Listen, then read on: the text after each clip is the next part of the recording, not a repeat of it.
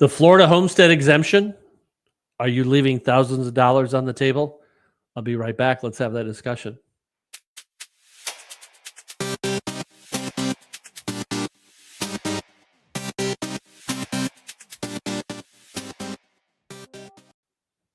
Welcome back, everyone, to another episode of Inside the Deal Through Michael's Eyes, a fresh take on real estate and business in general. My name is Michael Renick. I am your host for this podcast. For those of you that are following us, what I want to do is dig deep. I want to understand what's really going on. I want to know the pros and the cons, and no BS, none whatsoever. So I like to bring a partner in crime a lot, and I have one with me today, and he's been with me on many of these episodes. This is Mr. Michael Hankin, the man I call a powerhouse of legal insight right here in Sarasota, with a deep understanding of the legal landscape and a commitment to helping others navigate complex issues. Michael brings a wealth of knowledge and a fresh perspective to our discussion. You won't want to miss this conversation. So, Michael, how the heck are you doing?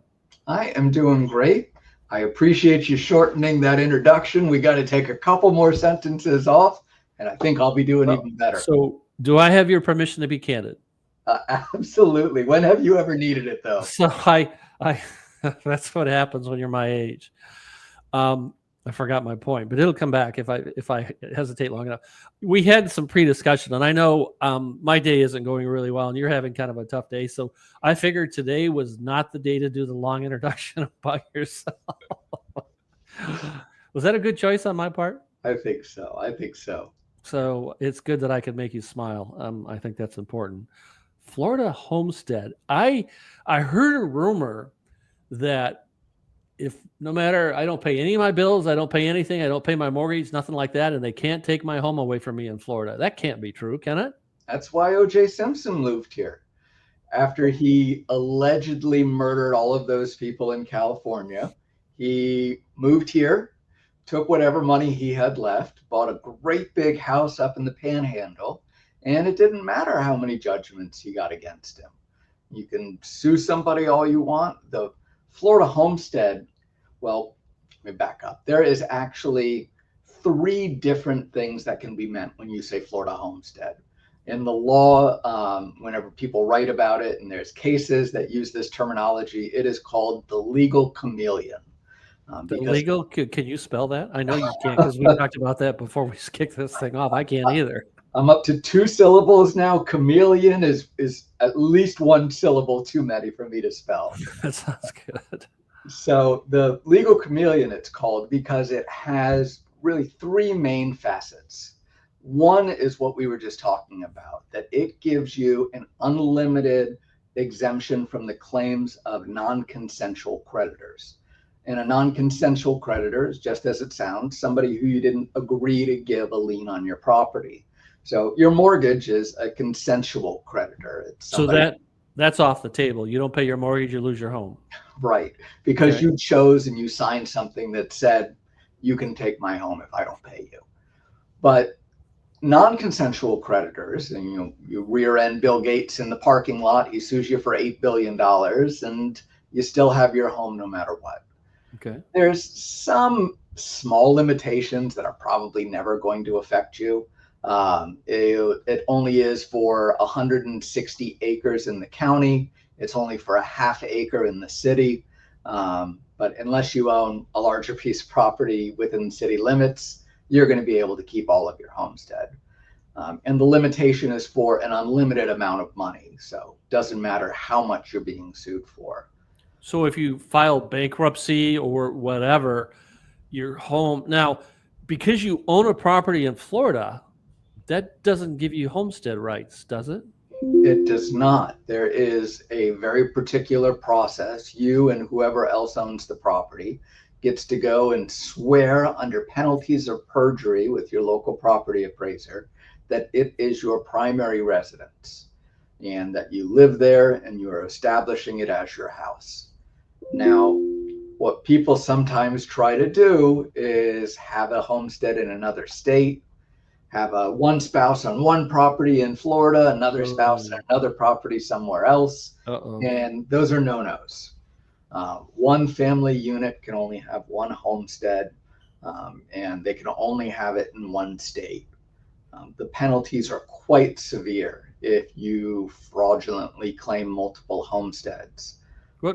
Just an interesting aside here for a second. A few years ago, when I moved to Florida and I made this my homestead, I knew that I had to release the homestead in Michigan. I wasn't sure how, but that was my next step. So I went to the property appraiser, wherever we go here in Florida, and I started that process. And she looked at me and says, "Mr. Renick, can I start the process to release the homestead that you have in Michigan?" I said, "Oh, please do. Thank you." I didn't know how I was going to do that, but she knew I had that. So they were able to find that, which made it a lot easier on me.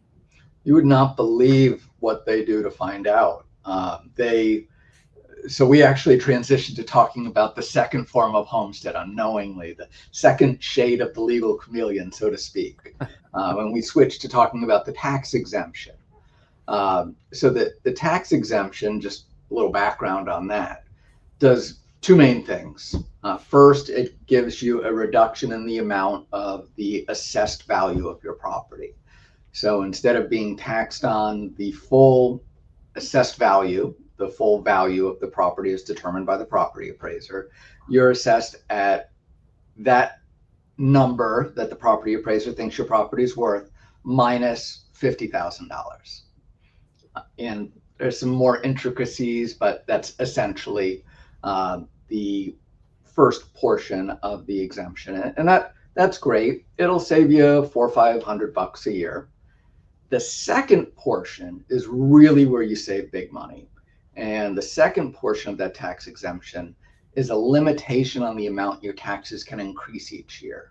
That's the one I like, by the way. That one is huge. And it says that your taxes can't go up by the lesser of 3% or whatever the increase is in CPI. So typically in the past, our values have gone up well more than 3% per year on average. And you get what's called a cap on your value.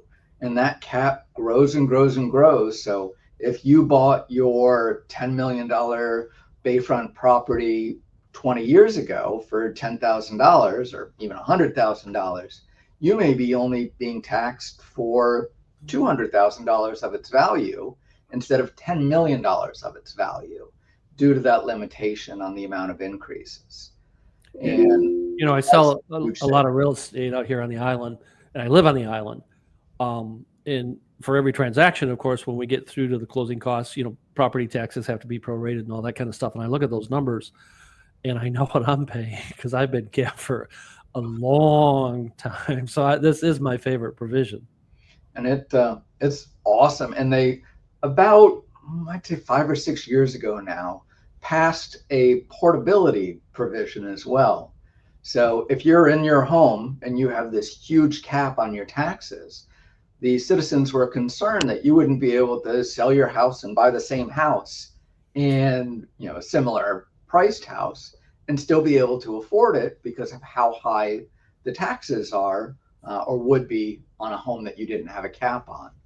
So they passed a law that said you can take that cap with you from one home to another, called portability. There's a caveat: you can't take more than $500,000 in savings from one property to another.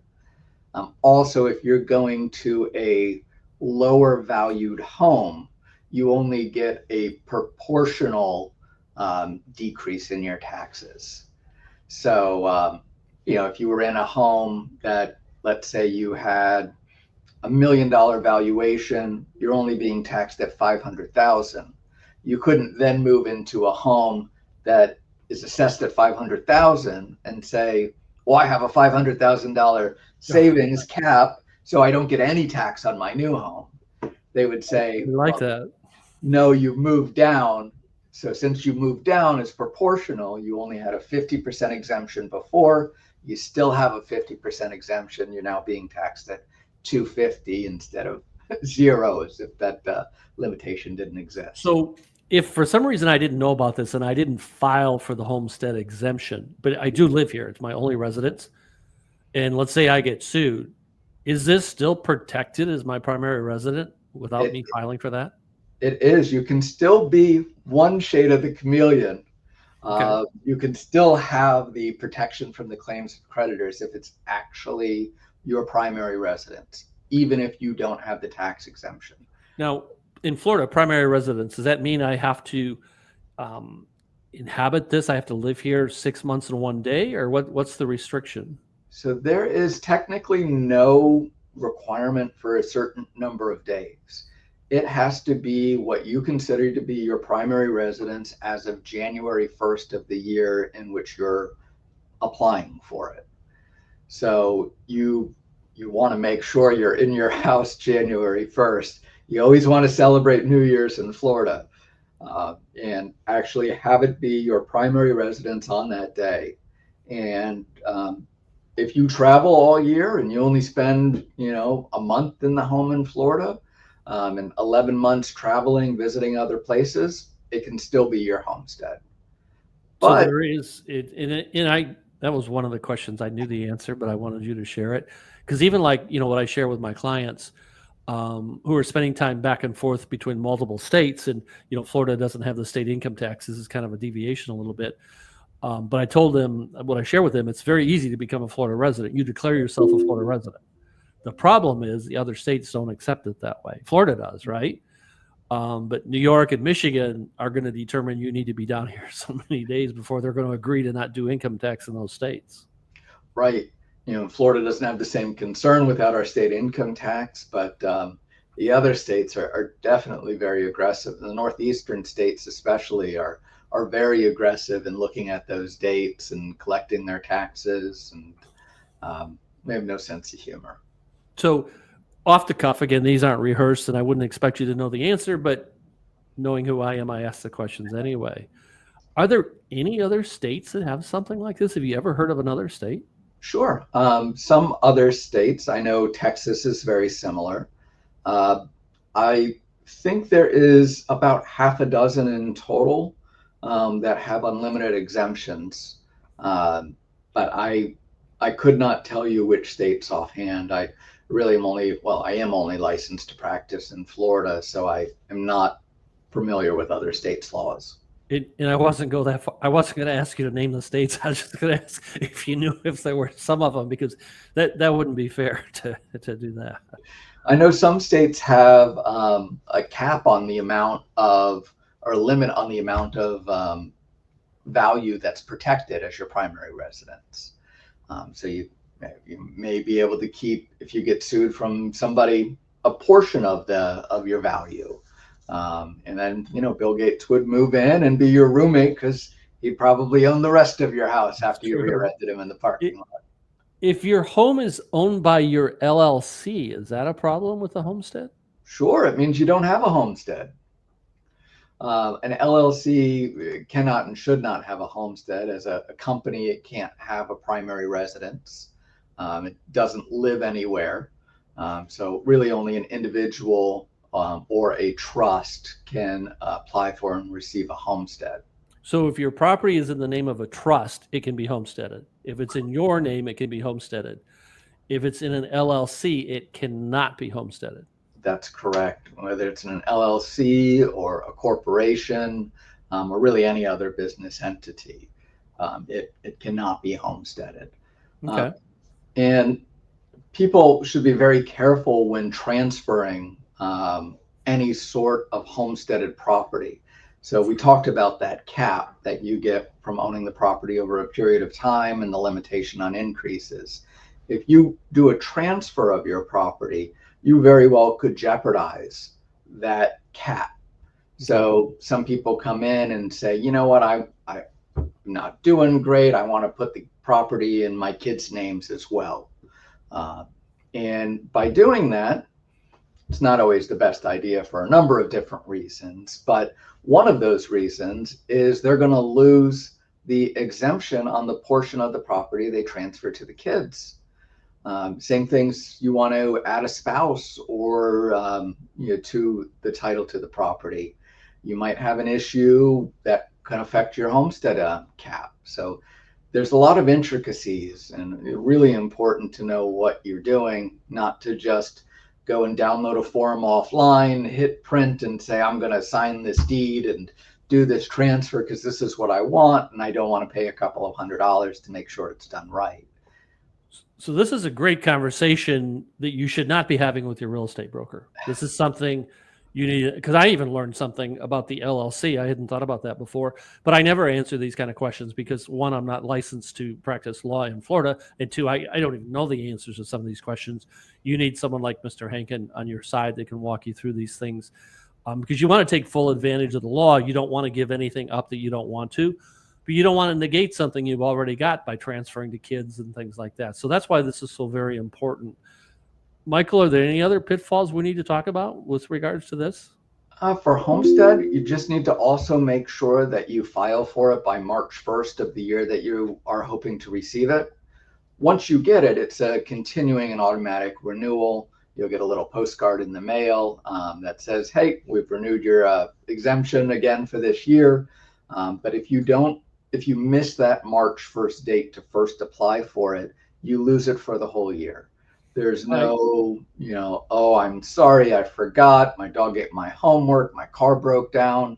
March 1st is a hard, solid date. So you want to make sure right after you buy a piece of property that you do it right away. Most of the local property appraisers say you can do it online. And technically it's true, but you need other forms of identification which show the property appraiser that that's your homestead, like a driver's license or car registration. And most of the time you won't have those things right away. So my normal advice is to spend a couple of hours, go down to the DMV right after your closing, update your license, update your car registration, update your voter registration, and almost always in the same complex, in the same area as a property appraiser. So when you do all of those other things, you now have all of the information you need to give the property appraiser to say, look, here's my license, here's my car registration. They all say my new house, and I'd like my exemption. It's funny because you mentioned that card. I get that card every year. I was going to bring it in and show it at the podcast, but tomorrow's meeting with my accountant for income taxes, so it's in a file somewhere else in the office. But I was going to bring that in. So every year when I get that card, I open it up and say, yep, I still live here. Still my home. Well, for those people who are just listening to the podcast, I see it. Your card looks great. That's perfect. You've got me flat-footed on that one. That was great. That's not often that happens. Michael, excellent. Really appreciate this. Anything else? Closing remarks? The third form, the third shade of the chameleon is beyond the scope of this. So no additional closing remarks. Just great to bring information to the people and great to talk to you as always, Mike. And Michael, how would someone reach you by phone if they needed more information? Sure. My phone number is 941-957-0080, and happy to talk anytime. Michael, I want to thank you. I really appreciate your input on all these podcasts. Thank you very much. Thanks, Mike.